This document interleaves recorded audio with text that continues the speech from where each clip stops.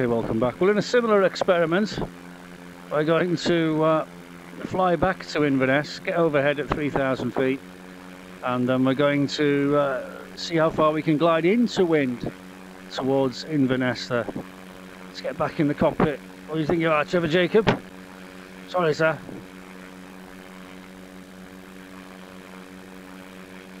There we are. I got my buddy with me.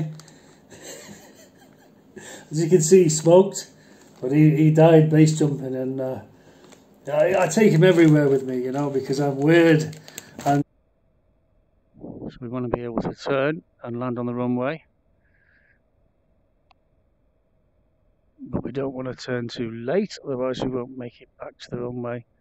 We don't want to turn too early, because otherwise we might use too much of the runway and go through the fence at the end. It's unlikely today because this is a really long runway. So we would normally aim for the numbers there, and just after you see all those black skid marks of the tyres touch down, that's the normal landing point. But you know, with an engine failure, you'd probably aim for a little bit further.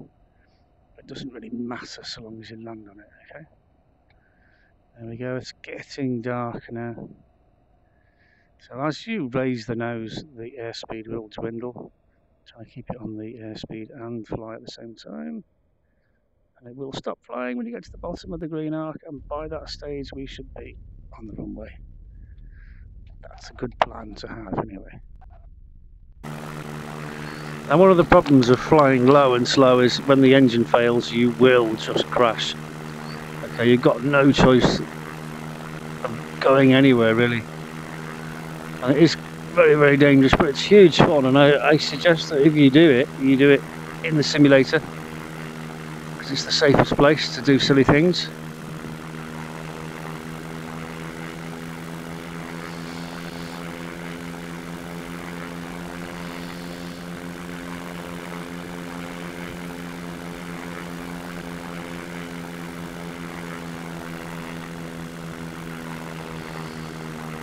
Excellent for stick and rudder coordination though, for slow flying.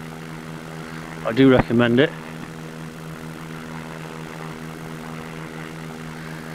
You can look this place up, Inverness, look for the Nern Viaduct. This is the Nern Viaduct, Battle of Culloden. You can look at that one up as well in the history books.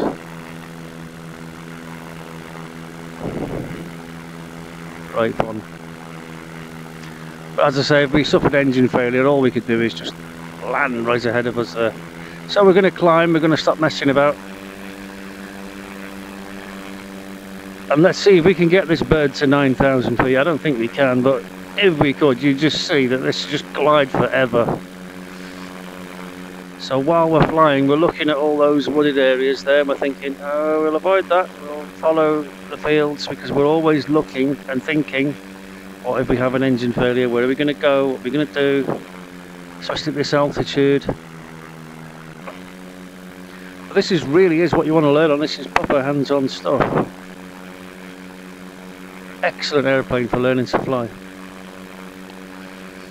So just as an experiment, I think what I'll do is I'll go overhead Inverness, and then we'll shut the engine down and we'll glide downwind on the reciprocal heading of 220, and then we will turn into wind and land, and we'll see how far we can actually get away from Inverness Airport. There's no fancy gizmos in this, just literally just the compass.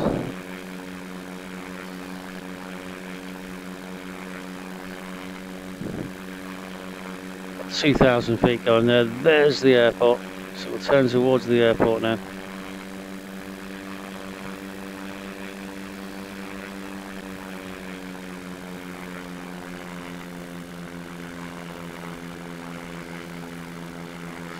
What are we at? Let's go up to 3,000, shall we?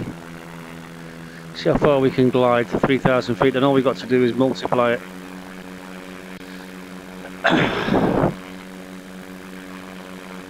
To get 9,000 feet, isn't it?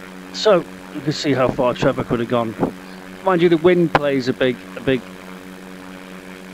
thing in that, because if there's no wind, that would be a more accurate experiment to do. As if we're going downwind, we can obviously go further than with no wind. If we're going into wind, we can go less distance. So you get the drift. Okay, coming up to 3,000 feet, and we're almost in the overhead of Inverness. In fact, we are in the overhead. So I'll take it right up to 3,000, and then we'll chop the power, cut the engine, and let's see how far we can go on about there, yeah.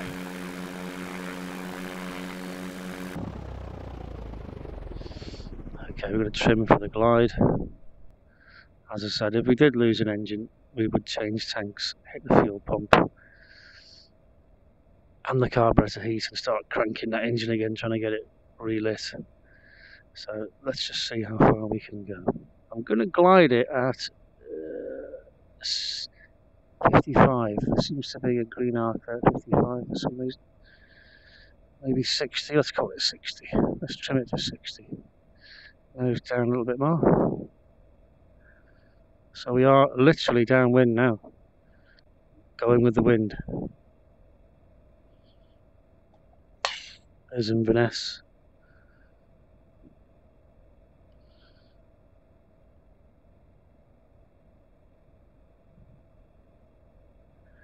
What a sweet little plane, you know. It's criminal just bailing out of one of these and letting it crash. I'll follow the coastline, in fact. I'm not going to go over the water. So I've got to do a U-turn, I've got to do 180 before we land. So there we are trimmed to 60 knots. 55, 60 knots. Well, we're fiddling with things trying to get the engine going. Or not.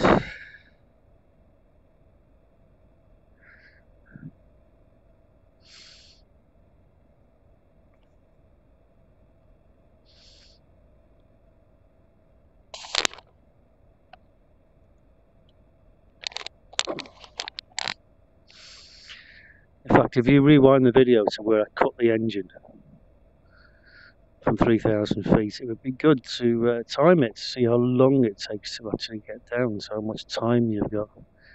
Because that would be quite an accurate experiment. From 9,000 feet, you would have 3 times the amount of time that I've got now.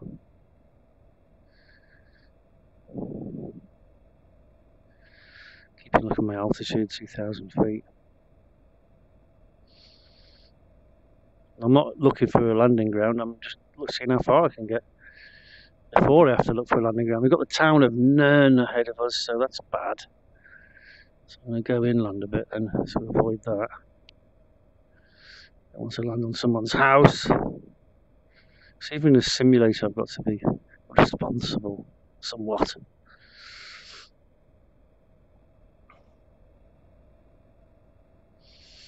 Got the hands off the controls there.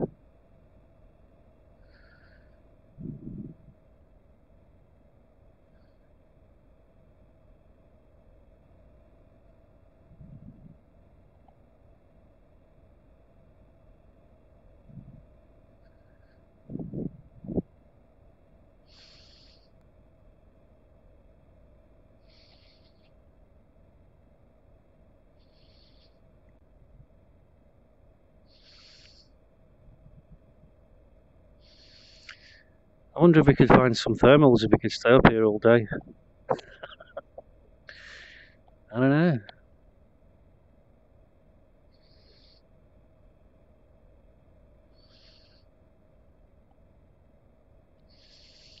Okay, what's our altitude now? 1,400 feet. And we're going to the south of Nairn. Will we get past Nairn? I don't want to land doing a downwinder. So I must turn. I think the hard deck's going to be about 700-800 feet. We make our turn and then decide where to land.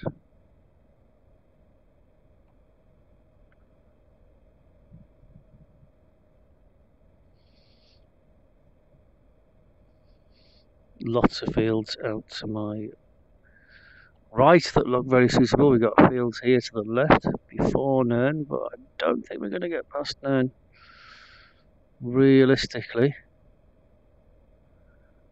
Nice big fields here, look, just next to the road. That's perfect. So I think that would be my choice, although it's ploughed by the looks of it. So if it's ploughed and we're landing across the ploughing ruts, you know, we could finish up flipping over on landing. So that would be a concern to me. Nice green field there, but we've got power lines on that side, so they could be a hazard. So what's our altitude now? We're indicating 800 feet, so we really need to turn and come back on ourselves, and I'm going to go to the left because of those power lines on the right. Although there is a nice long field there on the right. That is quite tasty actually. I like the look of that because it's nice and long. So you don't commit yourself until you get to a point where you have to commit yourself, and then it's too late to change your mind. So I'm going to go for that one actually. That looks better to me. I'm going to start turning the aircraft. And don't forget, we're going into wind now, so that will take away from our speed across the ground. We'll start slowing down now because we've got a 16 knot wind to go into, so we don't want to go too deep. Got my field here, look. This is great. I'm going to get in there. I'm going to side slip this extra. Oh, it's speeding up. I'm not side slipping very well. Okay.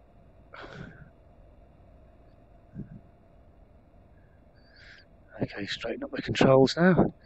This is it. We're going to land next to this road. I am now committed. I can't change my mind.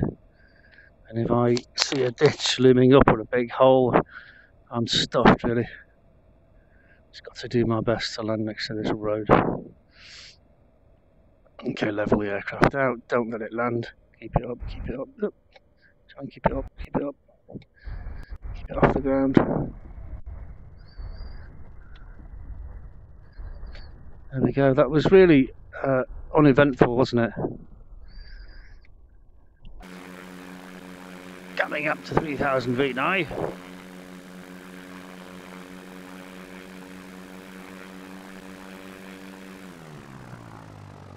Oh, engine failure.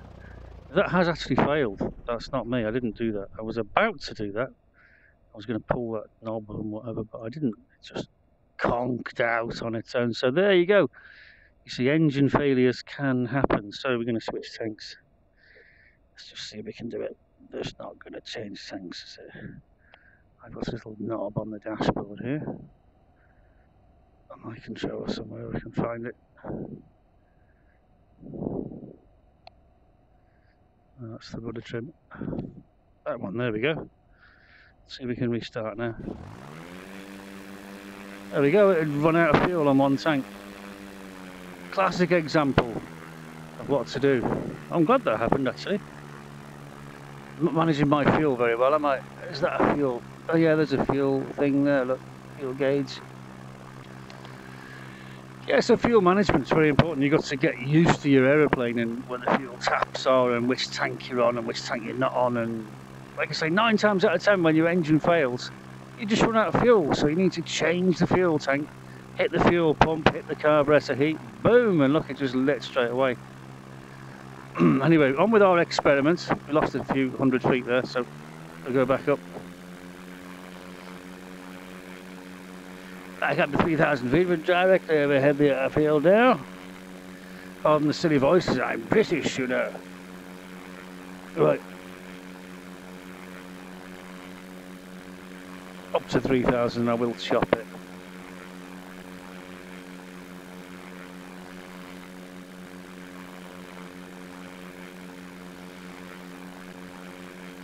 Yes, I've got a little twisty knob on my controller. One of them is the rudder trim, and the other one is the fuel tank selector. So that's the one. Because these ones are useless in VR. Honestly, they are no good. You can't just go down and change things with it very easily. Okay, here we go, 3,000 feet. I reckon that's the mixture screw. I reckon it is. So we're faking our engine failure now. Okay, that's how Trevor would have done it. I'll switch the mags off.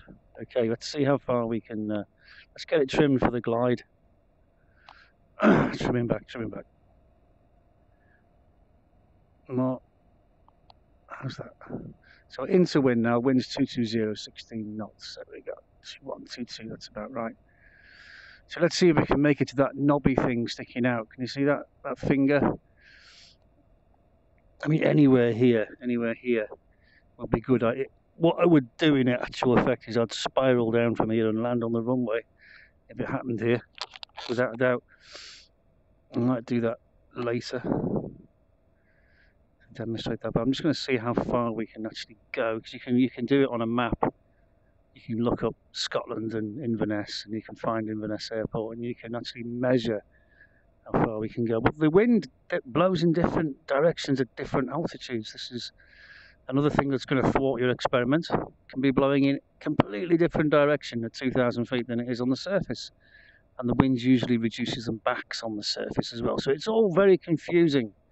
So all this is just as a general sort of idea, okay? It's not an exact science. I'm hoping to make it to that spur you can see sticking out there. Altitude 2,200 feet. So we've lost 800 feet already, and we've only just left the airport. So we're not really making good ground. We're doing exactly the same airspeed, but it's the speed across the ground that counts, okay? We're going much slower now because we're into wind in relation to the ground. As I said earlier, that's why we always land and take off into wind, because we can achieve a given airspeed. And that's just as an experiment. I'll just show you this. I'll push the mixture in. Now, I'm not going to try and start it, but what I am going to do is I'm going to put it into a bit of a dive. Because I'm bored with the experiment now. Now that should windmill, and it starts. Look at that. That's all you got to do. Okay, back to the experiment. So just to prove that that's what Trevor should have done, he should have just changed tanks and put the nose down, got that propeller to windmill, and if it's windmilling and it's got spark and it's got fuel, it's going to light without a doubt. Without a doubt. Sorry about that, my attention span doesn't last very long. Let's have a look on that side. You can do that in flight sim, you see. Swap seats, can't do that normally. Right, so we are making some progress across the ground.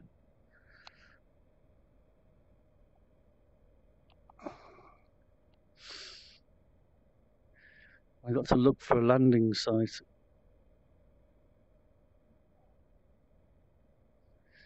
I mean, I would have obviously gone back to the airport, but that's not the experiment, is it? We're going to see how far we can get. We're at 1,100 feet, so we've got to sort of look for a desirable landing field now.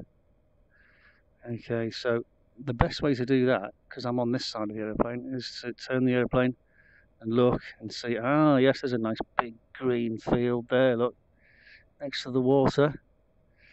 Oh, it's a nice long one. Okay, so what I'm going to do, I'm going to go for that one. I could go for the other one over there next to the road, but I'm going to go for this one. I'm S-ing off my height, 800 feet. I've got that field, nice field there. I'm getting nearer and nearer. I'm just wasting altitude here because I don't want to overshoot my landing ground. I don't want to undershoot it either, so it's all down to judgment this really now. Okay, we've got 600 feet.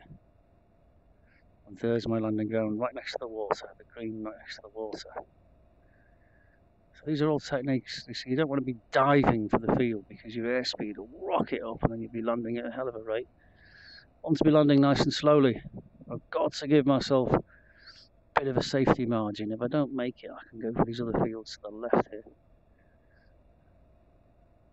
This is a nice long field, look. If I mess it up, I'll be in the water. So, okay, we can start our landing run now. Side slipping the last of the altitude away because I'm convinced I'm going to make it to that field.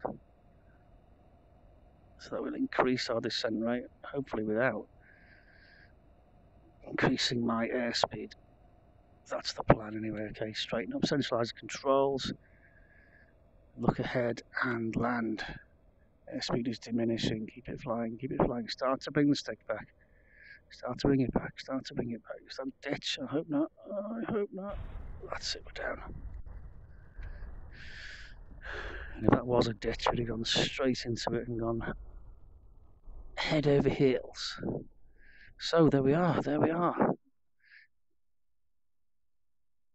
That was going into the wind, gliding into the wind at 220 at 16 knots.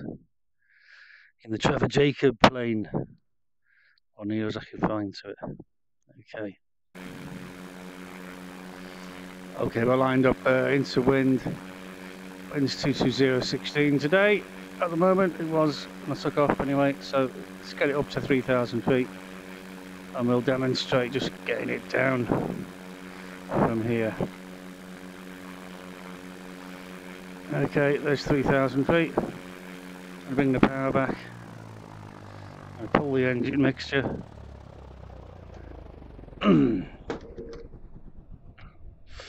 Engine has stopped. I would change tanks, get the carburetor heat, hit the fuel pump and turn the key. If I can't turn the key, I would put the nose down, pick up speed and make that propeller turn. And if I push the mixture screw in now, that engine will relight. Okay. If I'm going slow, the propeller will stop. It's just windmilling, okay, in the slipstream. So best way to get an aircraft down from a high altitude is a spiral dive. Watching our airspeed, we don't want to go into the yellow zone if we can help it. Spin it as well, I suppose, if we want to get you down a bit quicker. Watching our altitude, 2,000, we're at 2,000 now, we only need 1,000 feet. So we're just getting, the idea is just to get the aircraft to come down quickly without exceeding our maximum speed, and the wings come off then if we do that. So there we go. I think one more orbit around to the left should do it. We're right at the top of the green arc now. There we go, that'll do.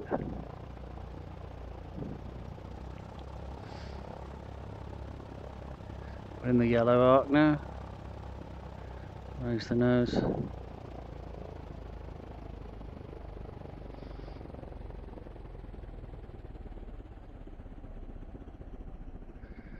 Remember what I said about going too far and then not being able to get back to the runway. Don't want to do that. We're still going quite quick. We've got 60, 70, 80, 90 knots there.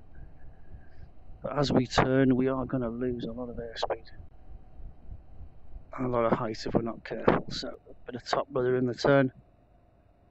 Keep that wing up. And great, the propeller's in a really bad position, so never mind, it's too late now to do anything about that.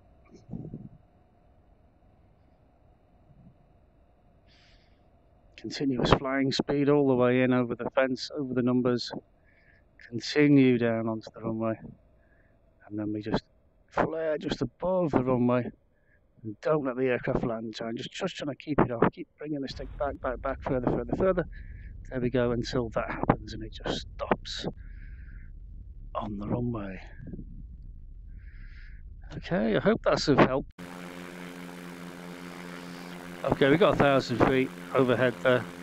Okay, so what I'm going to do is I'm going to pull the mixture screw and the engine will stop. Oh no, the engine stopped. Look at that, get the airspeed up.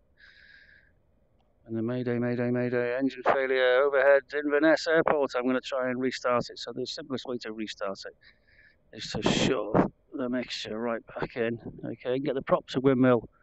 Okay, while we configure our aeroplane for landing. So that should start windmilling and start up again.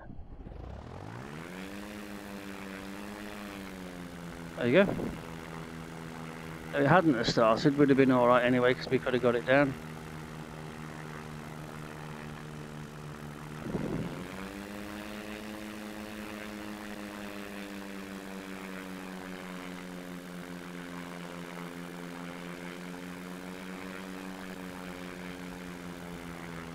It's really good fun practicing engine failures.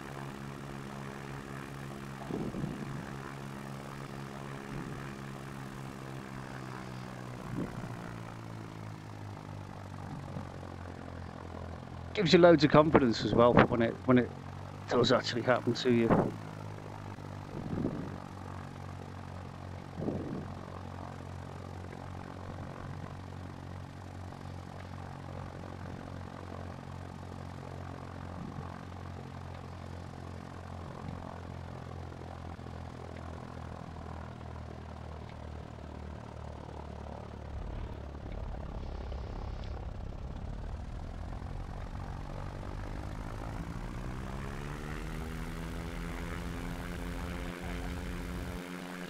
Just checking the wind sock, make sure the direction of wind hasn't changed.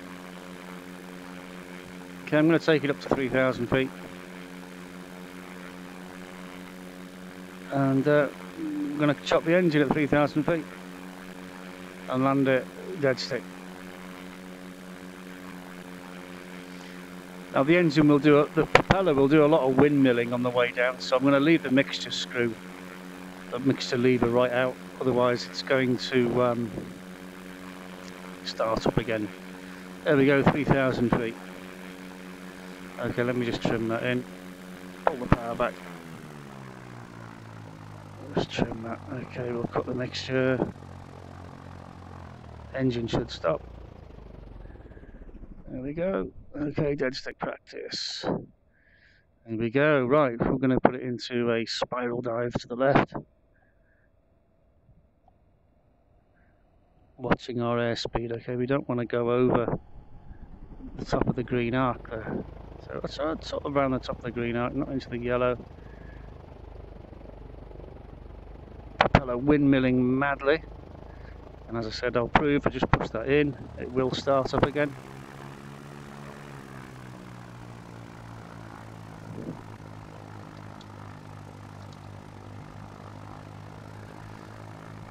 Pull it all the way back out. Is it all the way out?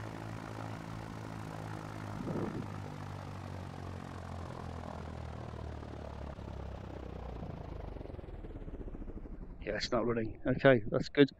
Mixture's all the way out. But just goes to prove, Trevor could have just put the mixture back in, couldn't he? And make sure the mags are on and change tanks, and down he goes. And that windmilling will just restart the engine, like bump starting a car, roll it down a hill, or a motorbike. They're no different.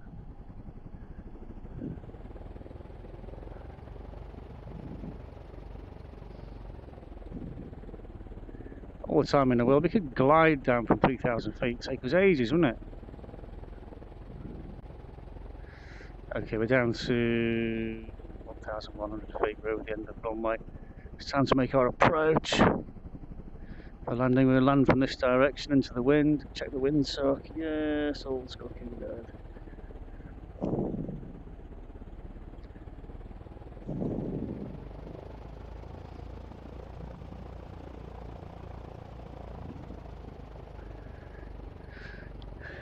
Turning downwind now, so we're going to go a long way.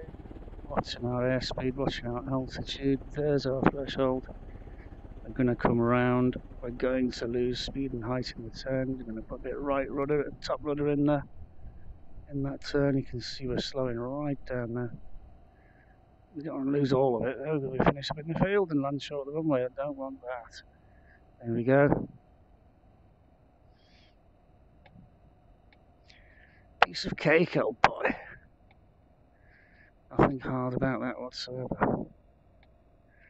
long as you've got a nice long runway. Okay, start bringing the speed. Stick back, stick back, stick back, stick back. Bottom of the green arc, and boom, we land at a very slow speed. Keeping Keep it straight, come on. Cool.